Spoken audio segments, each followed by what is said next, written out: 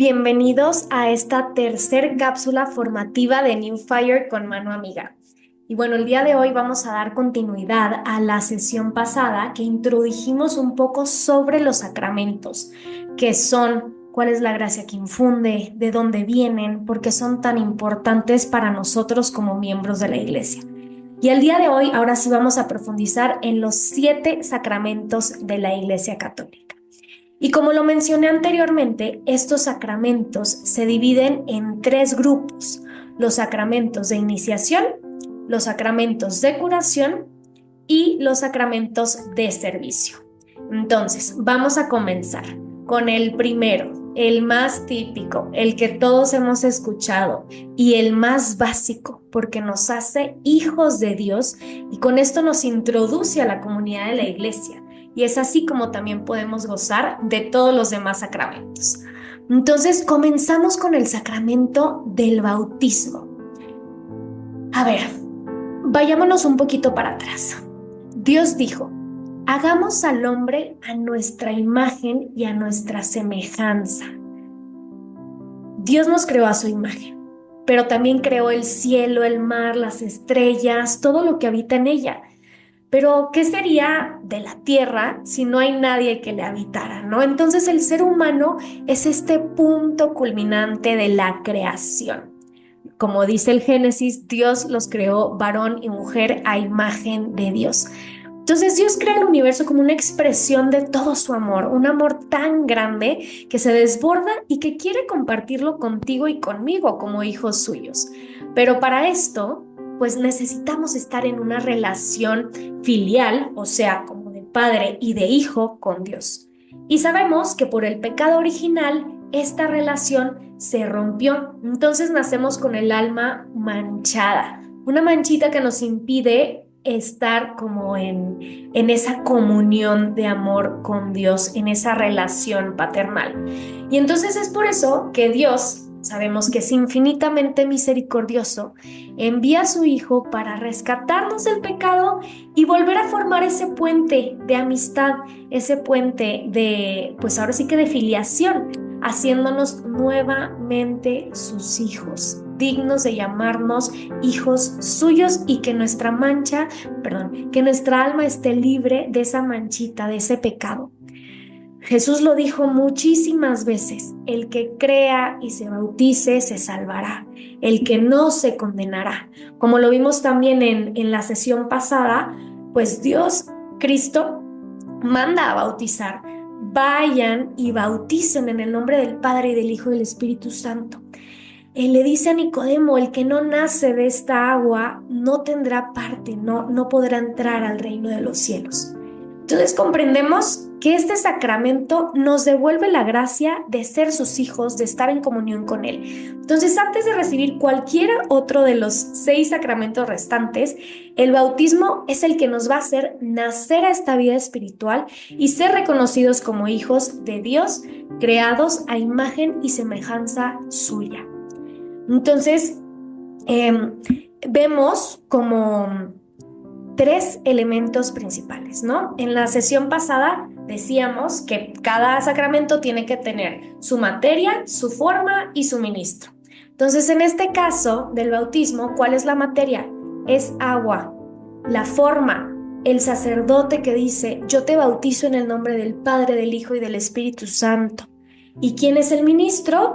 Es un obispo, es un sacerdote, es un diácono. Y aquí es bien importante recalcar que en caso de alguna necesidad urgente, tú y yo, como católicos bautizados, podemos bautizar a alguien, siempre y cuando esa persona tenga la intención, que se esté en un momento de crisis, en un momento de caos, en donde la vida de esa persona corra riesgo. En el caso de un bebé recién nacido, si es así la intención de los padres.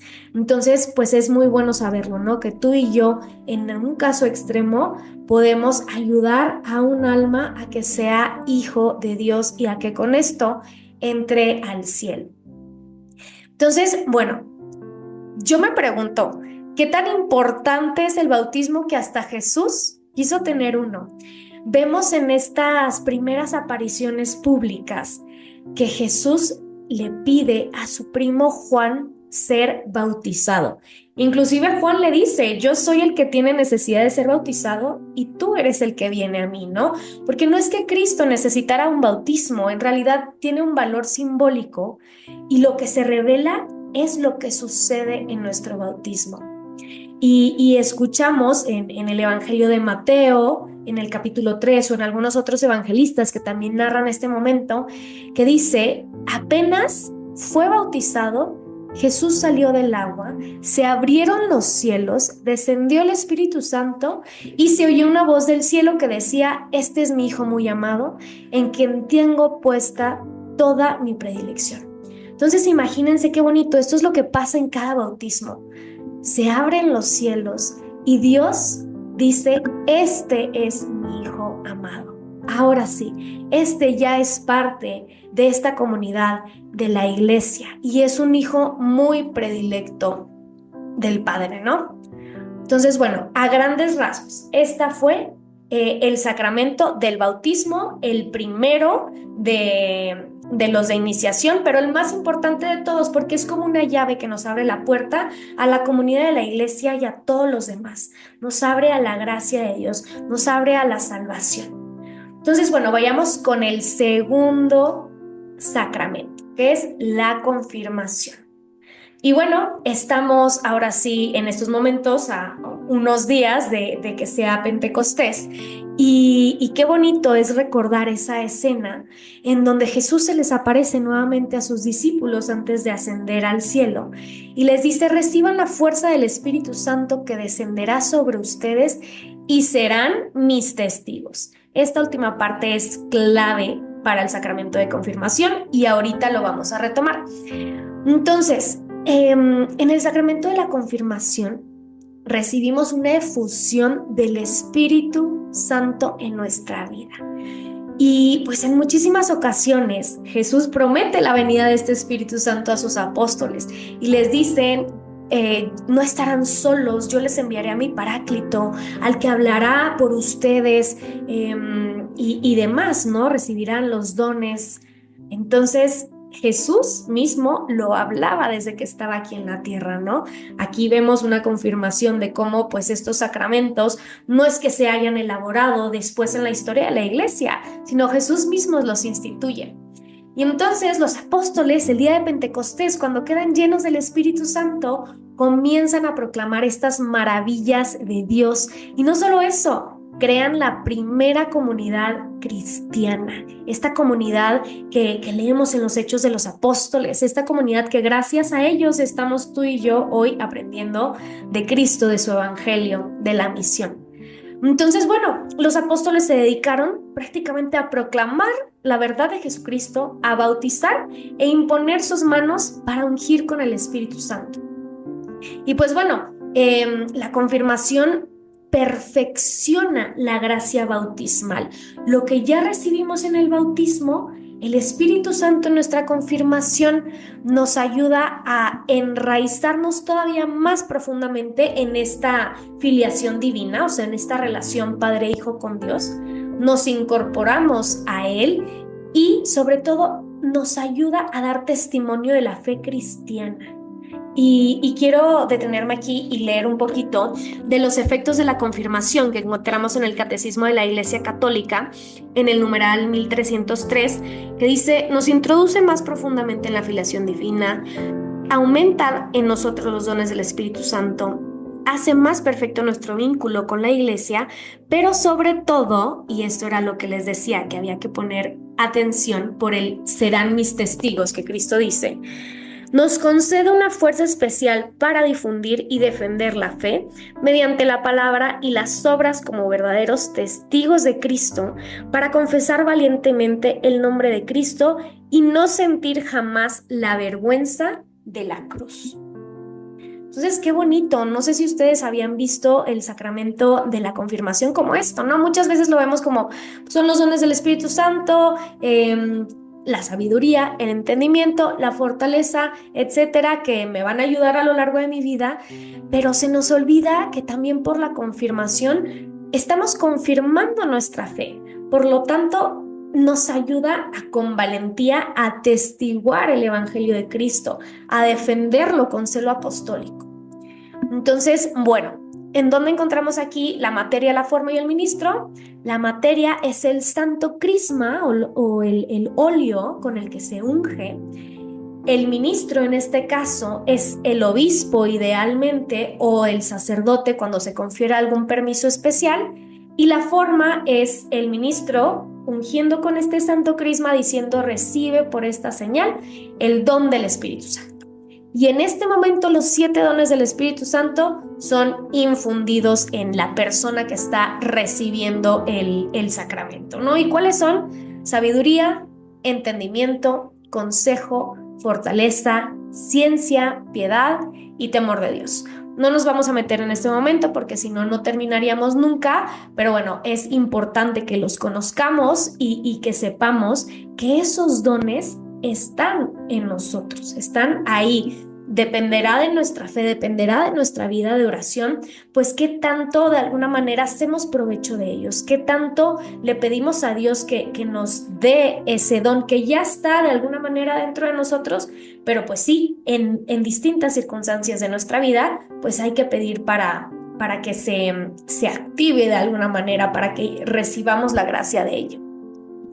Ahora, perdónenme, voy a hacer aquí una breve pausa solo para decir que hay 3 sacramentos que imprimen carácter. ¿Qué quiere decir esto? Que en nuestra alma lo que ocasiona es un sello indeleble, ¿no? Un signo de Jesucristo que ha marcado al cristiano con el sello de él mismo, ¿no? Entonces, los sacramentos que imprimen carácter son el bautismo y la confirmación, como ya lo vimos, y más adelante les digo cuál es el tercero. Ahora, tercer sacramento de la Iglesia Católica, la Eucaristía. Entonces, este sacramento ocupa un lugar único. Muchos lo llaman el sacramento de los sacramentos. ¿Dónde lo vemos en la Biblia? Pues lo vemos en esa última cena, ¿no? Ahora que también acabamos de vivir la Semana Santa y lo recordamos el Jueves Santo, Jesús toma el pan, pronuncia la acción de gracias, lo parte y lo da a sus discípulos diciéndoles: esto es mi cuerpo que será entregado por ustedes. Igual en la cápsula pasada, ahí fue en donde analizamos en dónde se encontraba la materia, el ministro y la forma, ¿no? Y bueno, en el Catecismo de la Iglesia Católica, en el numeral 1324, encontramos que la Eucaristía es fuente y culmen de toda vida cristiana. Los demás sacramentos se ordenan y se unen a la Eucaristía. Contiene en ella todo el bien espiritual de la Iglesia. Y hay una constitución dogmática que se llama Lumen Gentium, fruto del Concilio Vaticano II, que dice que la Eucaristía es fuente y cima de toda vida cristiana. ¿Por qué? Porque nos tiene en comunión con Dios y nos une como iglesia. Es por eso que es tan importante y pues qué otro sacramento que en donde es Jesús mismo. En los otros se nos da la gracia de Dios, pero en este es Cristo mismo, es la gracia misma entera en ese pan y ese vino, y se encuentra su cuerpo, su sangre, su alma y su divinidad. ¿Cuál es la materia? El pan de trigo y el vino de la vid. La forma, en el momento de la consagración, que el ministro, en este caso el sacerdote, dice: este es mi cuerpo que será entregado por ustedes y esta es mi sangre, sangre de la alianza nueva y eterna, que será derramada por ustedes y por muchos para el perdón de los pecados. ¿Qué efectos tiene la Eucaristía en nuestra vida? De entrada, nos separa del pecado venial, ¿no? La Eucaristía borra nuestros pecados veniales. Acrecienta nuestra unión con Cristo. Cada vez que recibimos la Eucaristía nos unimos, nos hacemos uno con Él. Nos preserva de cometer futuros pecados y, como ya lo dije, nos une al cuerpo místico. O sea, cada vez que vamos a misa, cada vez que recibimos la Eucaristía, lo hacemos en iglesia, lo hacemos en comunidad. También por eso se llama comunión, una común unión de todos con Cristo. Ahora, vámonos al cuarto sacramento. Y ya comenzamos con los sacramentos de curación, ¿no? El hombre sabemos que es frágil, que tiene tendencia al pecado, y por eso Jesús curaba en cuerpo y alma, perdonaba pecados, sanaba a los enfermos, y la Iglesia continúa con esta obra de curación por medio de la gracia del Espíritu Santo. Entonces, el primer sacramento de curación es la penitencia o reconciliación. Y bueno, Jesús le dice a sus discípulos en Juan 20, reciban el Espíritu Santo, los pecados serán perdonados a los que ustedes se los perdonen y serán retenidos a los que ustedes se los retengan. Nuevamente vemos cómo este sacramento es una institución directa de Cristo. Entonces, quien se acerca a este sacramento obtiene la misericordia de Dios por los pecados cometidos contra él. Y Jesús mismo en el Padre Nuestro, cuando sus discípulos le dicen, Señor, enséñanos a orar, nos enseña que debemos pedirle perdón a Dios por las ofensas que cometemos. Si bien por el pecado original ya hemos sido lavados, perdónenme, si bien por el bautismo ya hemos sido lavados del pecado original, pues por nuestra naturaleza humana tendemos una inclinación al pecado que se llama la concupiscencia. Y por eso, pues durante toda nuestra vida estamos luchando para la conversión, estamos luchando contra este pecado. Y cuando pecamos, pues Jesús, a través de la Iglesia, nos perdona, nos vuelve a unir en comunión con Él y con la Iglesia. Y bueno, el ejemplo perfecto de este sacramento, recordemos ese pasaje tan bello de Lucas 15, del hijo pródigo. Vemos a este hijo que decide marcharse, alejarse de su padre, buscando libertad, pero en el camino se enfrenta ante las miserias más extremas. Y así cuando nosotros decidimos vivir en libertad, alejarnos de Dios, caemos en situaciones también muy miserables. Pero cuando el hijo decide volver a la casa del padre, lo recibe con un gran abrazo, con mucha alegría, inclusive haciendo una fiesta. Entonces es así como cada vez que nos confesamos, Dios nos recibe con la misma alegría, con el mismo gozo de que estamos regresando a su casa. Entonces, bueno, aquí la materia, ¿cuáles son los actos del penitente? Los pecados propiamente. El ministro es el sacerdote, como bien Cristo ahí nos lo instituyó a través de sus apóstoles, y la forma es al final de la confesión que nos dicen, yo te absuelvo de tus pecados en el nombre del Padre, del Hijo y del Espíritu Santo. Ahora, vámonos al segundo sacramento de curación o al quinto sacramento que estamos conociendo el día de hoy. Entonces, la unción de los enfermos. ¿Cuántas veces hemos visto a Jesús curando a los enfermos en los evangelios, ¿no? Curaba a numerosos enfermos. Normalmente los encuentros que tenía con las personas era para curarlos, para aliviarlos, no solo espiritualmente, sino también físicamente. Y este sacramento está destinado a reconfortar a los enfermos y encomendarlos al Señor para que según su voluntad los alivie o los salve, ¿no?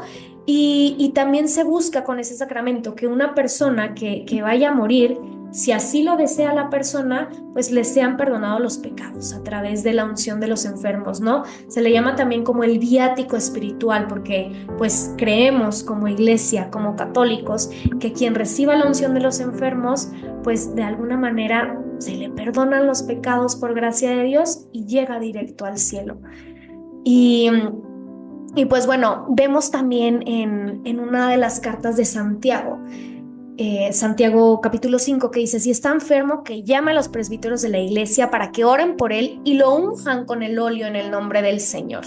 La oración que nace de la fe salvará al enfermo, el Señor lo aliviará y si tuviera pecados le serán perdonados.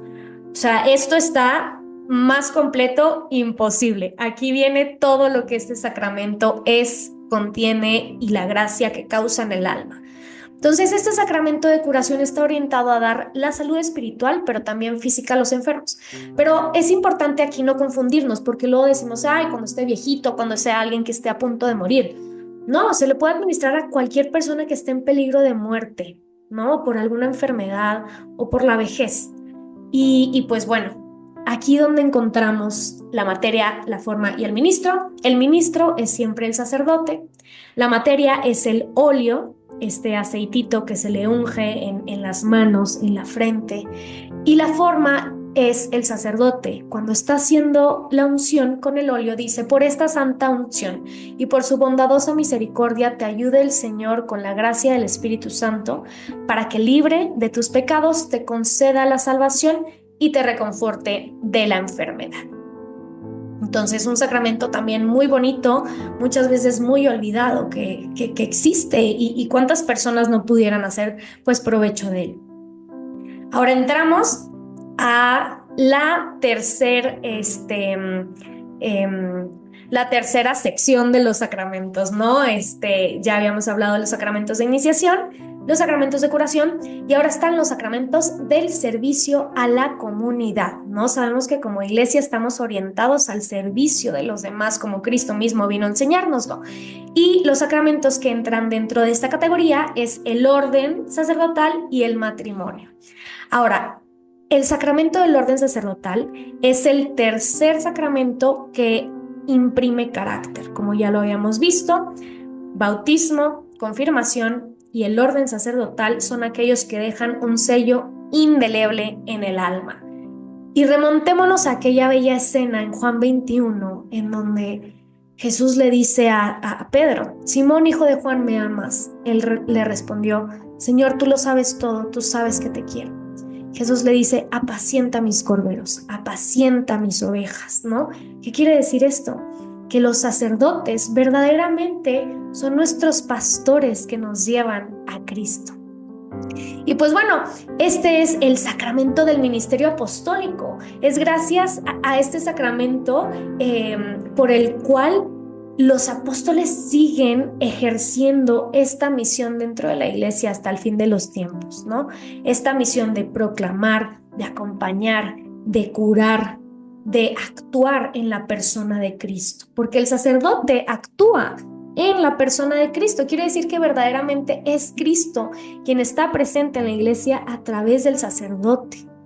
Y pues gracias a esto, los sacerdotes son una imagen viva de Dios aquí en la tierra. Es de verdad algo muy, muy importante y un sacramento pues tan valioso que pues los invito a que verdaderamente también los cuidemos a nuestros sacerdotes, a que tengamos también esta cultura vocacional en donde los jóvenes no tengan miedo a dar su vida por Cristo, porque sin los sacerdotes nada de estos sacramentos podrían ser, ¿no? La vida de la iglesia pues se terminaría. ¿Por qué? Porque el sacerdote está en el mundo actuando en la persona de Cristo y bajándonos literalmente la gracia directa del cielo, directamente de Cristo. ¿Quién es el ministro? En este caso, el obispo es quien puede ordenar sacerdotes. La materia es la imposición de las manos en la cabeza del sacerdote, y la forma, esta sí varía según los libros litúrgicos del episcopado de cada una de las distintas diócesis. Entonces, bueno, ese fue el sacramento del orden, y ahora, para ya ir terminando, el séptimo y último sacramento, no el menos importante, es el matrimonio, ¿no? Escuchamos a Jesús diciendo: por eso el hombre dejará a su padre y a su madre, se unirá a su mujer, y los dos serán una sola carne. De manera que que ya no son dos, sino son una sola. Y pues bueno, Dios da la bendición a esta unión, ¿no? Entonces, este es el último de los sacramentos que vamos a ver el día de hoy, que ya son todos, y está dentro del servicio a la comunidad. Y bueno, nos dice el Catecismo de la Iglesia Católica que este sacramento, así como empezamos en el Génesis con el bautismo, con Dios creándonos a su imagen y semejanza como varón, como mujer, la Biblia culmina con las bodas del Cordero, con la boda, con un matrimonio. Entonces, así es como vemos que toda la Biblia, de un extremo a otro, nos revela el misterio del matrimonio y toma como imagen la nueva alianza que Cristo tiene con la iglesia. Y bueno, nosotros, los que estamos casados, estamos llamados a ser un reflejo de esa alianza de Cristo con su iglesia, cómo la ama, cómo perfecciona su amor, cómo la encamina hacia la vida eterna, cómo la santifica.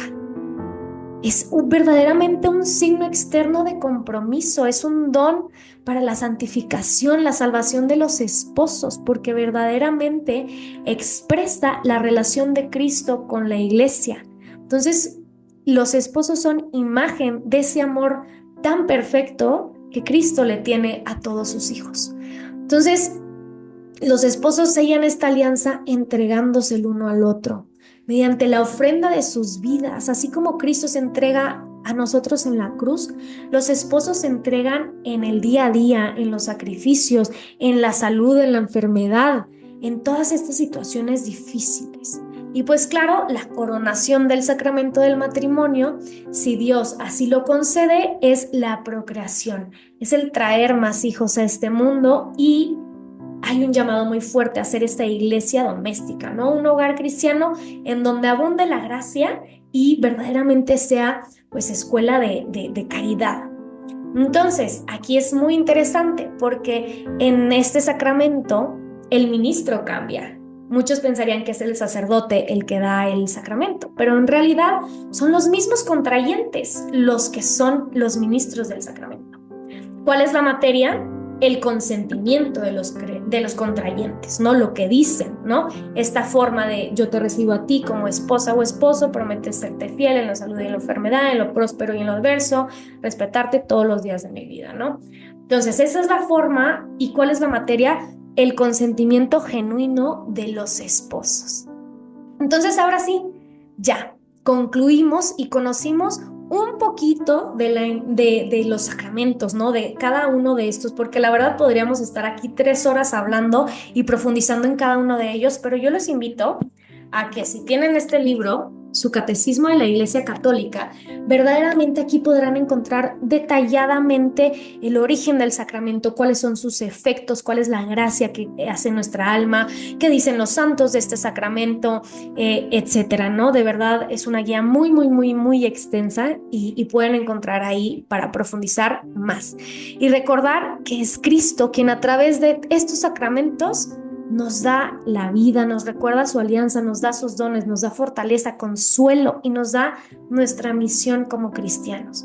Los sacramentos es un canal de la gracia directamente del cielo hacia la tierra, y gracias a estos participamos anticipadamente en lo que vamos a vivir en el cielo cuando lleguemos. Y pues bueno, comenzamos este camino de plenitud, este camino hacia nuestra santificación. Entonces, los invitamos a que vivamos siempre en la gracia de estos sacramentos, motivemos a nuestros hermanos a participar activamente de ellos, que verdaderamente se sienta que somos una iglesia que los promueve, que sabe la importancia de ellos. Y pues bueno, nuevamente fue un gusto estar aquí con ustedes. Ya saben que si quieren encontrar más recursos de formación, los pueden encontrar en benewfire.com o en nuestras redes sociales @benewfire, y nos vemos en la próxima cápsula formativa. Muchísimas gracias. ¿Quieres acercarte a Dios todos los días? Escucha nuestro podcast ¿Qué haría Jesús? Y vas a tener una reflexión diaria del Evangelio dada por 7 padres diferentes.